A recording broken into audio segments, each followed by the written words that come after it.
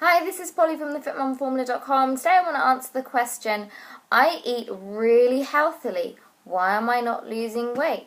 Well, this is something that a lot of people seem to get confused about, and I'm going to use my trusty little hand-drawn diagram that I'm going to just show you there. Now, this is a diagram that represents the importance and priorities that you need to put the way you sort your food into.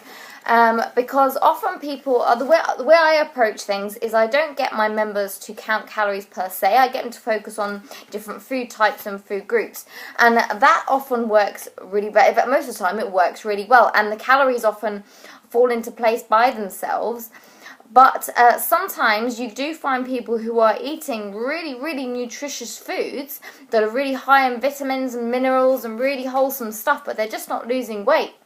Now, just because I don't get people to count calories does not mean calories don't matter. In fact, as you'll see from this pyramid that I've drawn here, calories are at the base there. They are, when it comes to weight loss, the most important thing. It's a simple mathematical equation that you cannot argue with. If you are consuming more energy than you are expending, you will gain weight.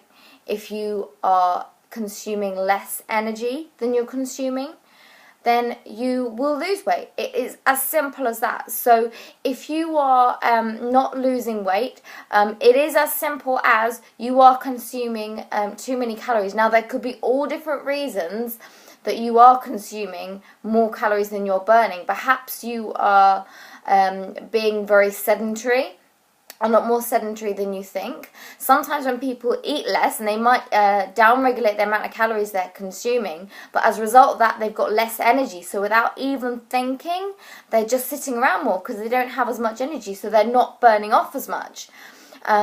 There is a thing called thermogenesis of food, which means some foods actually use more calories to digest than others.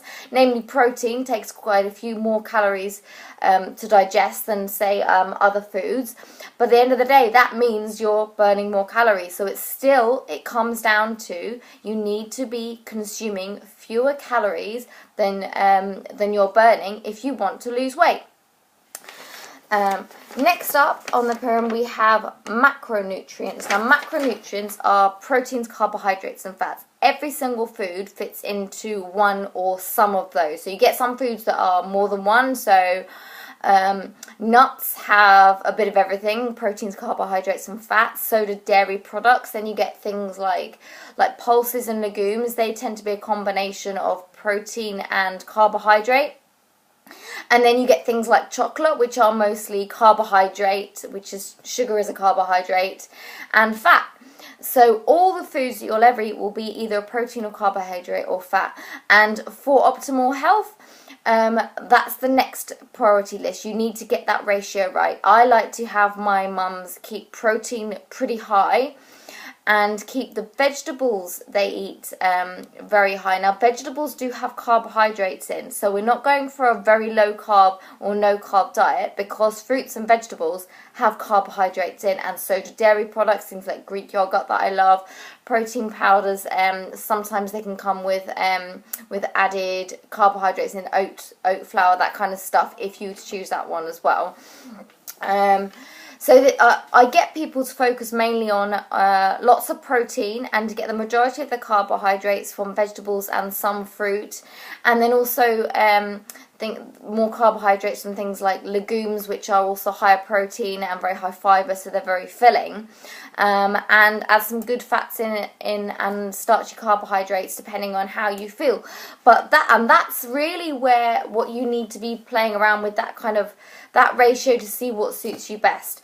The next one is micronutrients. So micronutrients are your vitamins and your minerals. Now, you might say, but aren't they really important? Well, they are, but we only need tiny amounts.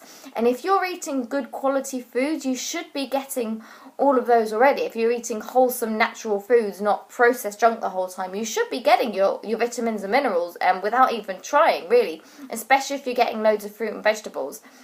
And if you think about it, you can actually get your vitamins and minerals from pills and tablets and supplements. So although they're not as good as food, hypothetically you could get loads and loads of vitamins in pill form, but that's not going to counteract eating a diet full of junk food, is it? So that's where having the actual food, like the types of food and the amount of food, is more important on the priority list when it comes to weight loss than the vitamins and the minerals. And so they are important, but they should fit in quite naturally into your diet. And right at the top, we've got the supplements. These are things that I get asked about all the time. I get the raspberry ketones, the green tea extract, the coffee bean extract, the fat burning supplements. Yeah. Do you know what? A tiny minority of them may have a tiny, tiny smidgen of potential towards burning fat. But it is the absolute cherry on the top of the cake. And it's so minute that it really, for most people, are not worth bothering with.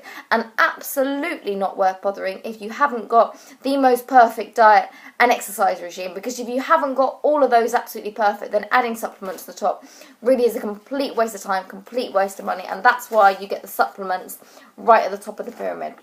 So I hope that clarifies it. Yes, your vitamins and minerals are important, and getting wholesome, natural foods is really important there.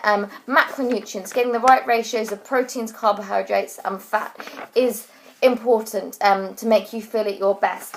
But ultimately, it comes down to calories. If you're consuming too many calories, you will not be losing weight. That's what it comes down to.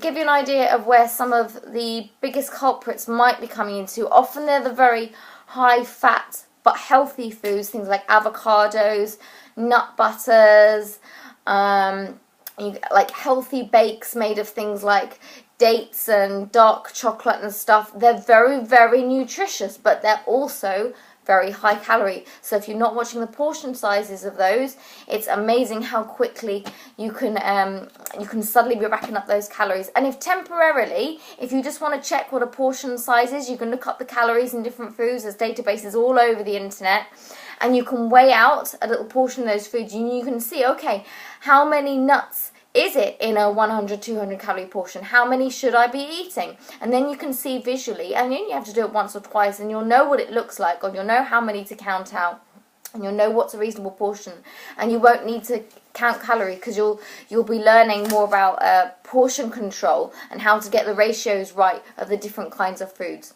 So I hope that's helpful. If you're eating an awesomely healthy diet, that is fantastic. You might just be eating a few too many calories of it, so try and pare some of that little bit back without compromising the way you feel, because you want to keep feeling awesome, which you should be if you're eating some good quality stuff. So I hope that's helpful. That's Polly from thefitmumformula.com. If you like this video, please like, comment and subscribe, and tell your friends about it, and share it on social media pages as well. That'd be really great, and we can help as many people as possible. Great, thanks for watching. Bye.